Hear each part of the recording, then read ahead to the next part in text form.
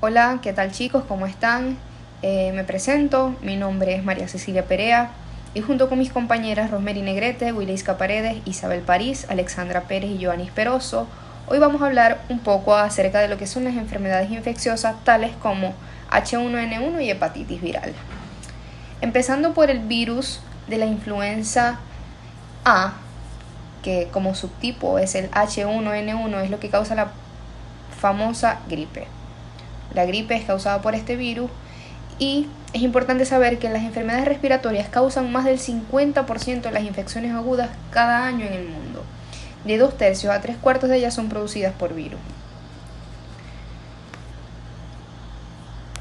A manera de dato, el virus influenza causa cada año alrededor de 3.5 a 5 millones de casos y entre 290.000 a 650.000 fallecidos al año, por lo que podemos decir que es el principal virus productor de infecciones respiratorias de todo el mundo. Este virus pertenece a la familia Orthomyxoviridae, donde encontramos varias especies que son influenza A, influenza B, influenza C y influenza D, que a continuación vamos a hablar un poco más a detalle acerca de ellas. Ahora, a manera de definición, ¿qué es el H1N1? El H1N1 es una enfermedad aguda de las vías respiratorias causada por la infección por el influenza virus A. El trastorno afecta a las vías respiratorias altas, bajas o ambas y suele acompañarse de signos y síntomas de tipo general como fiebre, cefalea, mialgias y debilidad. Cada año se producen brotes de la enfermedad de extensión e intensidad variable, los cuales ocasionan tasas de morbilidad importantes en la población general y tasas de mortalidad en algunos pacientes de alto riesgo, principalmente como consecuencia de complicaciones pulmonares. Para que hablemos sobre el H1N1, tenemos que conocer un poco más lo que es la etiología del virus.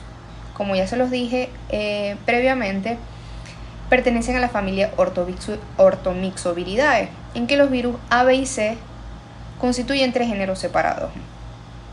Y decimos que la designación de los virus en los 3 tipos mencionados se basa en las características antigénicas de la nucleoproteína y antígenos de proteína de la matriz.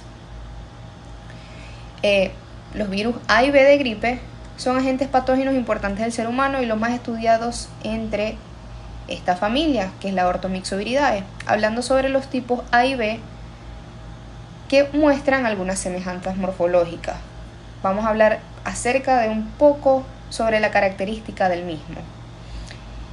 Los viriones son partículas esféricas de forma irregular que miden de 80 a 120 nanómetros de diámetro y tienen una cubierta lipídica de la cual sobresalen las glucoproteínas hemaglutinina y neurominidasa. Para entender cómo penetra este virus a nuestro sistema y causa complicaciones pulmonares, es importante que sepamos esto. La hemaglutinina es el sitio en el cual el virus se une a los receptores celulares de ácido ciálico, en tanto que la neurominidasa degrada el receptor e interviene en la liberación del virus, desde las células infectadas después de la fase de réplica. Los virus de gripe penetran en las células por endocitosis mediada por receptores y de ese modo se forma un endosoma que los contiene. La hemaglutinina viral media la fusión de la membrana del endosoma con la cubierta del virus y más adelante pasan al citoplasma de las nucleocápsides virales. Con respecto a los tipos, hay 4 tipos. El que más nos importa es el virus de tipo A, porque es el que causa la gripe H1N1 y es el que ha traído mayor complicación a nivel mundial. Los virus A se clasifican a su vez en subtipos de acuerdo con las combinaciones de la proteína de superficie, como lo acabamos de decir. Actualmente circulan entre los seres humanos los subtipos A, H1N1 y A, H3N2. El H1N1 también se conoce actualmente como AH1N1-PDM09, que fue el virus que causó la pandemia en 2009 y sustituyó al virus H1N1. Esta información está descrita por la Organización Mundial de la Salud en un reciente artículo. Pero todas las pandemias que hemos conocido hasta ahora son causadas por virus gripales de tipo A, es decir, este es el que causa mayor infección a nivel mundial, aunque sin dejar de lado los virus de tipo B, que estos no se clasifican en subtipos, pero pueden dividirse en linajes, como por ejemplo B se divide con un slash, por ejemplo B Yamagata y B Victoria. Los virus de tipo C se detectan en menor medida o con menos frecuencias y suelen causar infecciones leves, por lo que carecen de importancia desde el punto de vista de salud pública. Y los virus D solo afectan a animales, es decir, principalmente al ganado bovino, y no son causa de infección ni de enfermedad en el ser humano. Con esto, a continuación vamos a ver las manifestaciones clínicas que se presentan cuando adquirimos este virus, y eso lo va a hacer mi compañera, así que los dejo con ella. Mi nombre es Isabel París y voy a proceder a explicar las manifestaciones clínicas del virus H1N1, que produce la enfermedad de la influenza A. Su periodo de incubación será de 18 a 36 horas, es decir, de 1 a 2 días.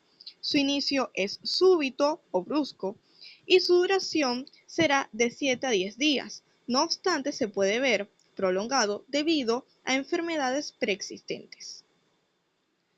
Asimismo, dichas manifestaciones clínicas van a variar si se trata de un adulto o de un niño. En los adultos va a destacar la presencia de aumento de la temperatura corporal, mialgia, astenia o malestar general, cefalea, escalofríos.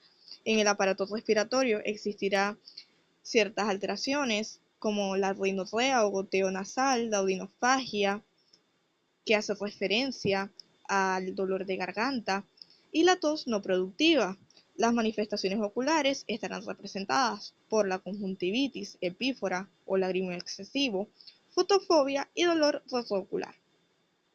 Las manifestaciones gastrointestinales no suelen ser muy comunes, ya que están presentes en menos del 40% de los infectados.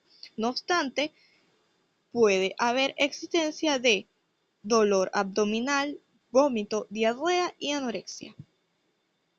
En el caso de los niños, existirá la presencia de laringotraqueitis o GROW. Esta es la inflamación de la laringe y de la tráquea.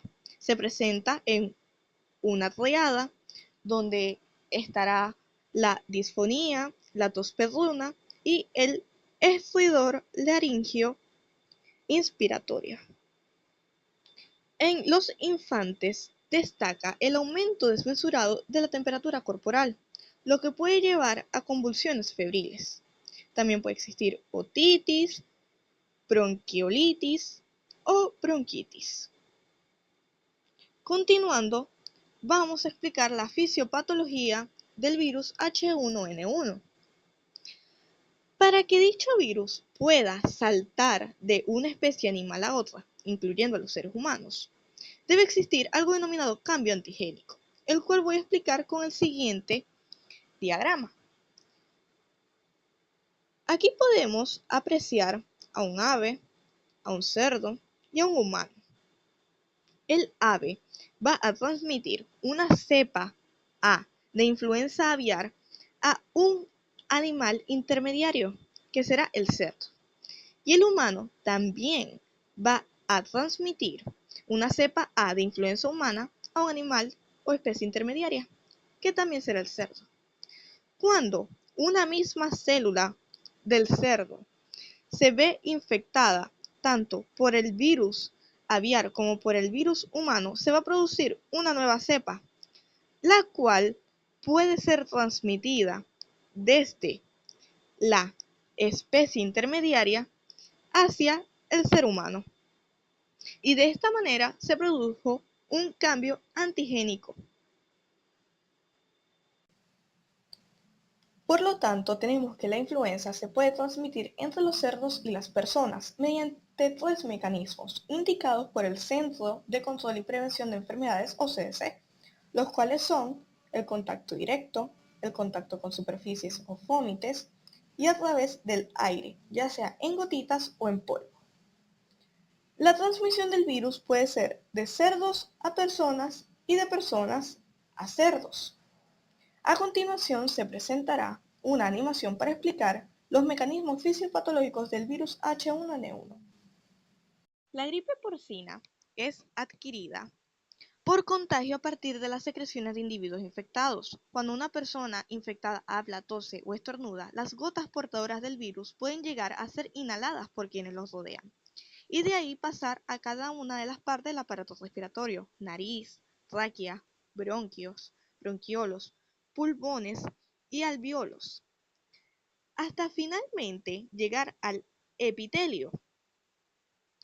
Es de esta forma que el sistema inmunológico del cuerpo se activa para ayudar a combatir a estos invasores externos. Las células inmunológicas específicas, llamadas células B, que se encuentran en el torrente sanguíneo, reconocen a las proteínas de espícula de los virus y comienzan a multiplicarse.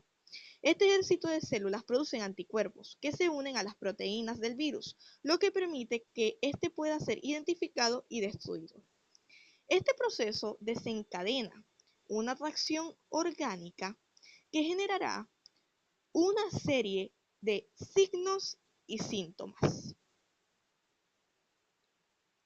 Recordemos que el virus afecta primordialmente a la nariz, garganta y pulmones, por lo que destaca la aparición de fiebre, escalofríos, goteo nasal, dolor de garganta, tos, dolores musculares y astenia. El virus contiene en su interior el material genético con la información necesaria para replicarse. El material genético es protegido por una capa mientras el virus viaja entre las personas y animales que infecta. Una cubierta exterior permite al virus infectar células, fusionándose con su membrana apical por medio de picos de moléculas proteicas que brotan de su cubierta. El virus usa sus picos H como llaves para entrar a las células, y los picos N permiten que las copias del virus se separen de las moléculas infectadas para infectar a más células. Cuando las partículas de los virus entran en contacto con las células de la nariz, garganta o pulmones, estas realizan un recorrido y el pico H se inserta en un receptor molecular en la membrana celular sana. Esta acción permite que el virus penetre en la célula mediante endocitosis y viaje en un saco hecho con las membranas de sus células, viajando hacia el núcleo celular. Entonces, la cubierta viral y el saco de la membrana celular se combinan, permitiendo que el material genético viral salga del saco y entre al núcleo. El material genético viral roba la energía y materiales del núcleo celular para hacer miles de copias de sí mismo. Una parte de dicho material se sale del núcleo y se une a los ribosomas, área de la célula donde se producen las proteínas. Los ribosomas usan la información del material genético para producir otras proteínas virales, tales como los picos H y N. El aparato de Golgi es una estructura de almacenamiento dentro de la célula, el cual transporta las proteínas H y M por medio de vesículas que se fusionan con la membrana celular. Todas las partes necesarias para crear un nuevo virus se reúnen debajo de las membranas celulares. Entonces, un nuevo virus comienza a brotar de la membrana celular. En este proceso, el virus recién creado se atasca en la membrana cuando un pico viral H se une a un receptor de la misma. Sin embargo, el virus tiene un método para evitar esto: sus picos N, con lo cual es eliminado y miles de virus de la influenza quedan libres, atacando células vecinas. De este modo, la infección se propaga de unos cuantos focos a numerosas células, gracias a que se multiplica en las células ciliadas del epitelio respiratorio. Se generan anormalidades funcionales estructurales ciliares, debido a que ocurre la desactivación de síntesis proteica y la liberación de enzimas hidrolíticas. Por tanto, existe una interferencia con el sistema de depuración mecánica de las vías respiratorias y el virus ingresa en los alveolos. Normalmente las células del sistema inmunológico atacan estos gérmenes e impiden el avance de la enfermedad. Sin embargo, el sistema inmunológico se encuentra afectado por la edad o por una enfermedad previa, y las partículas de los virus pueden superar a las moléculas inmunes y empezar a multiplicarse masivamente. El sistema inmune ataca a las partículas virales que se multiplican y el proceso de muerte celular programado apoptosis produce la fragmentación de los componentes del complemento, lo cual conduce a la inflamación localizada con necrosis de los alvéolos, así como a la escamación del epitelio y a la infiltración de líquido, que lleva a una falta de obtención del oxígeno y deriva en complicaciones del virus H1N1. Como hemos dicho anteriormente, existen ciertas complicaciones de la enfermedad, las cuales llevan a padecer manifestaciones clínicas más graves. Hay un grupo de personas con un mayor riesgo de presentar estas complicaciones, entre las cuales destacan los niños menores de 5 años, especialmente aquellos menores de 2 años, todas las personas mayores de 50 años de edad, adultos y niños con enfermedades crónicas pulmonares, incluidos el asma o cardiovasculares, renales, hepáticas, neurológicas, hematológicas o metabólicas, incluida la diabetes mellitus, embarazadas, especialmente en el primer trimestre de embarazo, personas inmunodeficientes, aquellas personas con obesidad mórbida y residentes de asilos y otras instituciones de atención a largo plazo. Entre estas manifestaciones clínicas se destacan las del sistema nervioso, encontrándose el síndrome de Guillain-Barré y el síndrome de Reye, que produce importantes alteraciones en la función hepática y a nivel cerebral. Las manifestaciones cardíacas, destacando la miocarditis, pericarditis, descompensación de la insuficiencia cardíaca y un riesgo más elevado de sufrir un infarto agudo al miocardio. En cuanto a las pulmonares, destacará la neumonía primaria por el virus gripal y la neumonía bacteriana, la exacerbación y descompensación por enfermedad pulmonar obstructiva crónica y bronquiolitis o Crohn. En cuanto a las manifestaciones renales, estará la insuficiencia renal y en las musculares, la miositis y rhabdomiólisis. Hola, soy Joanis Peroso y para finalizar con la gripe H1N1 vamos a conversar un poco sobre los factores de riesgo, cómo podemos realizar el diagnóstico y la prevención de esta gripe. Comenzando con los factores de riesgo, en primer lugar tenemos el contacto cercano prolongado hasta 1,5 metros con una persona infectada sin usar protección, es decir, sin usar mascarilla facial o sencillamente el contacto cara a cara sin mascarilla. También tenemos el contacto directo con objetos contaminados, es decir, a través de fomites, la higiene inadecuada de manos, tocar con manos contaminadas los labios, la nariz y los ojos, es decir, la autoinoculación del virus. También podemos mencionar el permanecer en espacios hacinados, especialmente cerrados y mal ventilados, sobre todo durante las temporadas de gripe, tener un sistema inmunitario debilitado, es decir, la inmunosupresión, y por supuesto las personas con enfermedades preexistentes, de base o de larga data, y las mujeres embarazadas. Ahora bien, ¿cómo podemos realizar el diagnóstico de la gripe H1N1?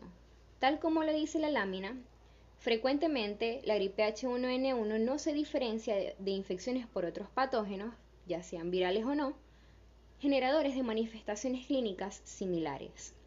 Sin embargo, hay varias formas de saber si nos encontramos frente a un caso de esta gripe, que son las que vamos a conversar a continuación.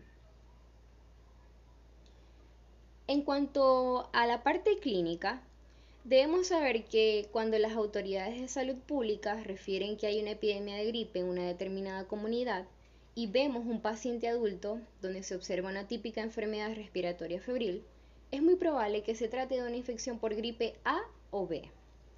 En tales circunstancias, la presencia de la fiebre y la tos tiene un valor predictivo positivo de casi un 80% en adultos y niños ambulatorios con gripe confirmada en laboratorio.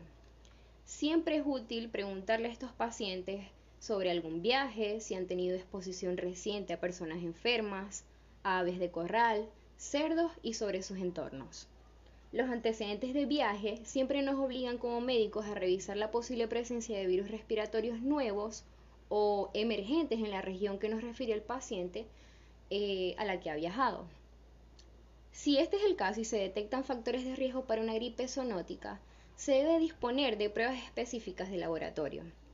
También se recomienda en estos casos una oximetría de pulso para detectar si hay hipoxemia y una radiografía de tórax para identificar si hay neumonía en los pacientes que observamos tienen síntomas respiratorios graves. Respecto al diagnóstico de laboratorio, como dice la pequeña doctora que está en la lámina, actualmente los métodos moleculares han suplantado al cultivo como referencia diagnóstica de la gripe H1N1. Pero en general, estas pruebas de diagnóstico solo deben solicitarse cuando esos resultados podrían afectar la toma de decisiones clínicas. ¿Qué es lo que podemos tomar en cuenta en la parte laboratoria? Durante la fase aguda de la gripe es posible detectar virus en material obtenido por exudado faríngeo, nasofaríngeo, material de lavado en esas zonas o esputo durante los primeros 2 o 3 días de la enfermedad específicamente, y suelen tardar de 48 horas o hasta más. También podemos realizar la detección del ARN viral mediante una prueba rápida, la cual demora 20 minutos o incluso menos, que es una prueba de amplificación de ácidos nucleicos que proporciona resultados muy fiables. Se dice que la sensibilidad de estas pruebas es de un 92 a 95% y tienen una especificidad hasta mayor del 98%. Y esta prueba de detección del ARN viral, mediante la amplificación de ácidos nucleicos, es la prueba de elección perfecta para los pacientes con una presunta gripe que se encuentran ingresados, hospitalizados, que pertenecen a grupos especiales de riesgo, como por ejemplo un paciente inmunodeprimido o que son candidatos ya para un tratamiento antiviral. Podemos realizar también una reacción en cadena de la polimerasa con transcripción inversa, que nos va a permitir distinguir entre los subtipos de gripe y que se utiliza también para detectar virus de gripe aviar. Tenemos las pruebas diagnósticas rápidas de gripe o Rapid Influenza Diagnosis Test, que nos sirven para detectar antígenos de virus de gripe en menos de 15 minutos, pero su desventaja es que tienen una sensibilidad baja, que va de un 20 a 70% en los adultos, por lo que si obtenemos un resultado negativo con una prueba diagnóstica rápida de gripe, esto no debería determinar totalmente las decisiones de tratamiento en un caso concreto. Sin embargo, estas pruebas diagnósticas rápidas de gripe nos ayudan a investigar los brotes mientras esperamos resultados más definitivos por medio de técnicas ya sea inmunológicas o enzimáticas. Finalmente tenemos los métodos serológicos que resultan menos útiles en la clínica porque ellos exigen la obtención de un suero de convalecencia entre 14 y 21 días posteriores a la aparición de la infección, así que son bastante demorados. Un dato clínico importante es que en los pacientes que se encuentran hospitalizados, la baja concentración sérica de calcitonina ayuda a diferenciar la neumonía viral de la viral bacteriana mixta e incluso a reducir el uso innecesario de antibióticos, que es otra pandemia que estamos combatiendo, la de la resistencia bacteriana. Entonces, además de que podemos tomar en cuenta el recuento de leucocitos, tomando en cuenta que es variable, suele ser bajo al comienzo de la enfermedad y normal o ligeramente elevado en etapas posteriores de la gripe. ¿Cómo podemos realizar el diagnóstico diferencial? Durante un brote extrahospitalario, se puede hacer el diagnóstico clínico de gripe con un grado elevado de certeza o de seguridad en individuos que acuden al consultorio médico, que presentan el cuadro febril típico de vías respiratorias que anteriormente hemos descrito. Pero en caso de que nos lleguen casos esporádicos o aislados, tal vez sea un poco complicado diferenciar la gripe H1N1 de una enfermedad aguda de vías respiratorias causada por cualquiera de los virus de tipo respiratorio, como por ejemplo un virus respiratorio sincitial o por una bacteria como Mycoplasma pneumoniae.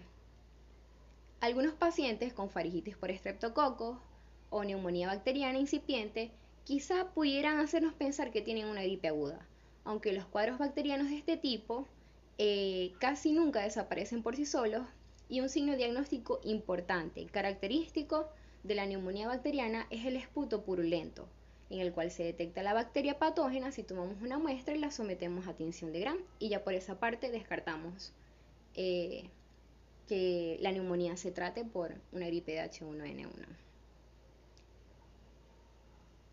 Prevención. Realmente la prevención se basa fundamentalmente en la vacunación.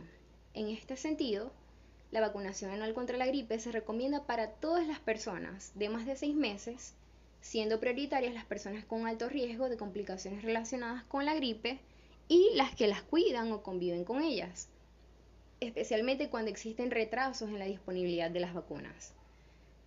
En este sentido, como beneficia tanto a madres como a lactantes, la Organización Mundial de la Salud ha establecido que hay una máxima prioridad para mujeres gestantes, seguidas por trabajadores sanitarios, niños de entre 6 y 59 meses de edad, ancianos y por supuesto personas con enfermedades de alto riesgo. La vacuna estacional debe administrarse en otoño, lo antes posible, preferiblemente en el mes de octubre, en áreas de clima templado del hemisferio norte. Además, las vacunas tetravalentes, que son las que tienen 2 antígenos de la estirpe A H1N1 y H3N2 y 2 de la estirpe B, se prefieren a las trivalentes por la mayor amplitud de su cobertura. La quimioprofilaxis con antivirales puede resultar útil y estar indicada en las situaciones en las que la vacunación no es posible o que de repente se requiera protección en individuos que son especialmente críticos, pero su uso no debe descartar completamente la vacunación. Para finalizar, vamos a observar una corta animación sobre lo que ocurre en el organismo cuando administramos una vacuna contra la gripe H1N1 o contra la influenza. Ya sabemos que una forma de autoprotegernos de la gripe es vacunándonos contra ella cada año. Existen vacunas que contienen varios tipos de virus muertos o se puede recibir la vacuna también con un spray nasal que contiene varios tipos de virus vivos pero muy débiles. La vacuna expone al cuerpo a varios tipos del virus de influenza que son demasiado débiles como para causar infección, pero lo suficientemente fuertes para estimular una respuesta de inmunidad. 2 semanas después, las células del sistema inmunológico producen marcadores, que son los conocidos anticuerpos, que son específicos para los tipos de gripe a los que el paciente ha sido expuesto. Los anticuerpos se unen a cada virus de la gripe y evitan que se adhieran a sus células, y estos anticuerpos también se pueden adherir a más de un virus de la gripe, causando que los virus se agrupen. El sistema inmunológico responde a las señales de los anticuerpos, envolviéndolos y destruyendo cada uno de los grupos de virus. Si luego el paciente se expone de nuevo a este tipo de gripe, su cuerpo lo que hará es reconocer a los virus y destruirlos.